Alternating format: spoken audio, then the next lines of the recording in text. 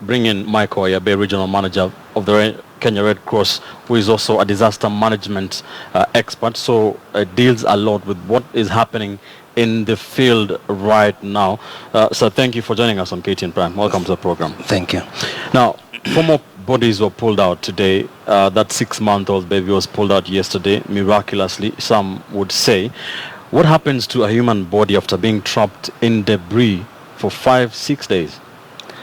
It's a difficult position, of course, to be in. You can imagine under such circumstances, you're not able to turn, so you're not in the comfort. And this is a situation where the body is not getting its nourishment as is required. So what the body really does is kind of senses where is the most energy required. And the energy is actually directed towards supporting vital organs and possibly the brain. So the other extremities, start to, if they are kept for so long without water and food, then they kind of function less, just to ensure that life continues, and maybe the final part will be those vital organs, when they cease, then that is when life comes to an end. What is the longest that a person can stay alive down there?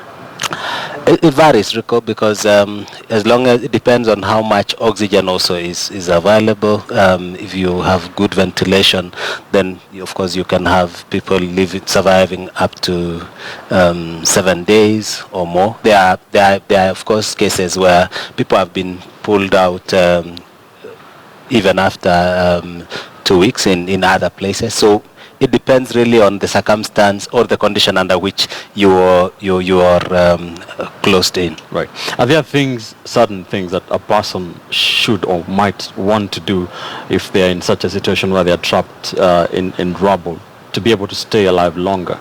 One is to say that try and not panic. Of course we say that, but people forget to, and then you panic. And always try and understand where you are. You need to be understanding in terms of the building, what floor are you in, and therefore once you know where you are, then don't struggle so much. You will end up wasting a lot of energy, assuming you are on the ground floor, then the building is a 4-5 story.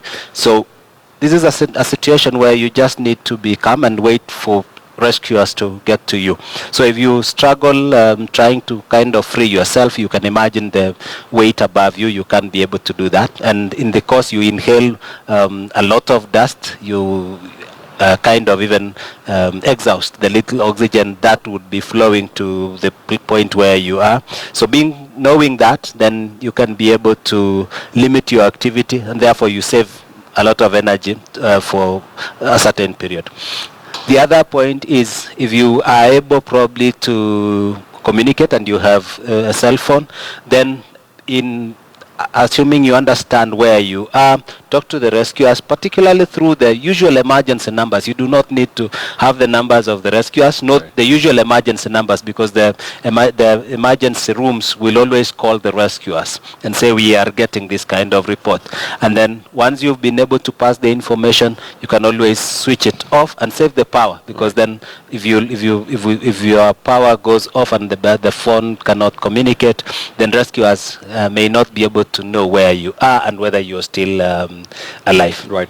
Let's for example, the 4 people who were pulled out alive today after 6 days, or the baby yesterday, they might not be injured physically, but what are doctors confronted with? What procedures do they do to stabilize them?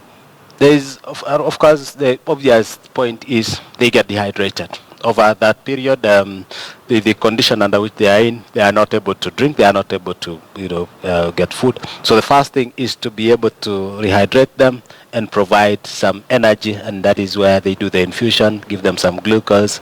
The other point is oxygen levels also go low, and they want to make sure that the oxygen levels again come to what is required. Those are the main things that are done before you actually extricate, and even in the observation, just to know now whether this patient could be having other injuries or not. And mostly further, they also need to, what the clinicians also do is to support the person psychologically. Again, they have they accepted the situation? Do they know and comprehend what has happened? Yeah, so that is the support that they also get. I would imagine after being or undergoing such a situation, one would be traumatized. Is the government or the Red Cross, for that matter, doing anything to address the post-traumatic stress that such people might be undergoing?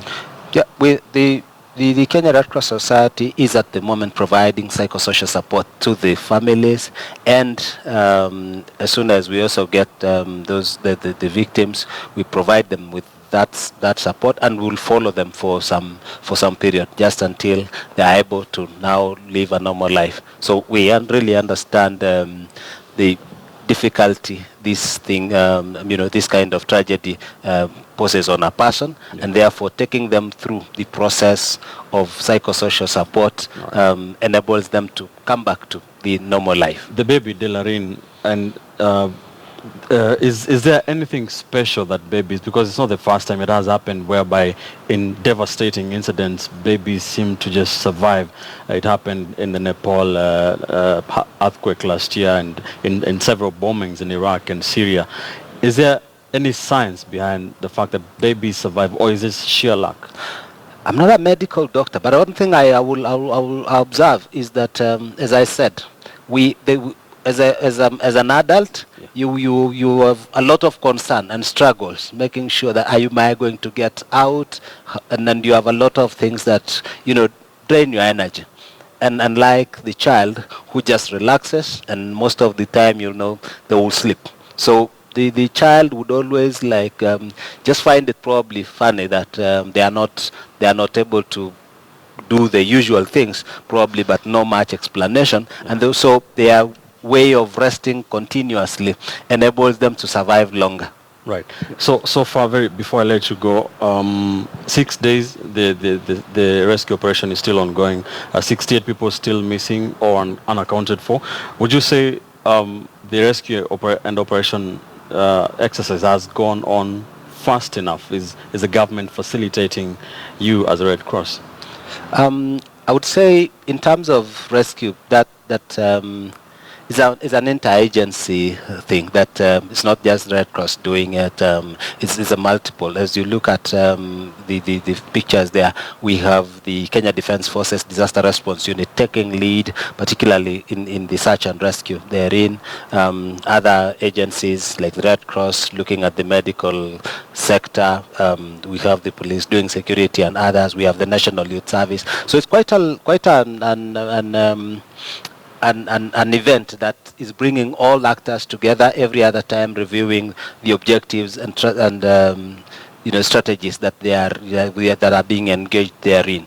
So I think one is to say a lot of we're seeing that joint effort and support being provided. What should Kenyans expect? We should not give up yet. As you can see, when we found the baby girl, we later found rabbits, and we said these are a sign that life could still be there. Right. Today, good magic, we find 4 people, and that gives us hope that we could still get more survivors, because if we could get 4, within that kind of span of time, then the other areas could still be holding some survivors, and therefore I would say the members of public to continue being patient as the team continues with the same level of care and use of best skills and techniques to try and see if, as long as there is any life therein, yes, then that life should be gotten out safely, and should not be lost. Thank you, sir. Thank you so Michael much. Ayabe.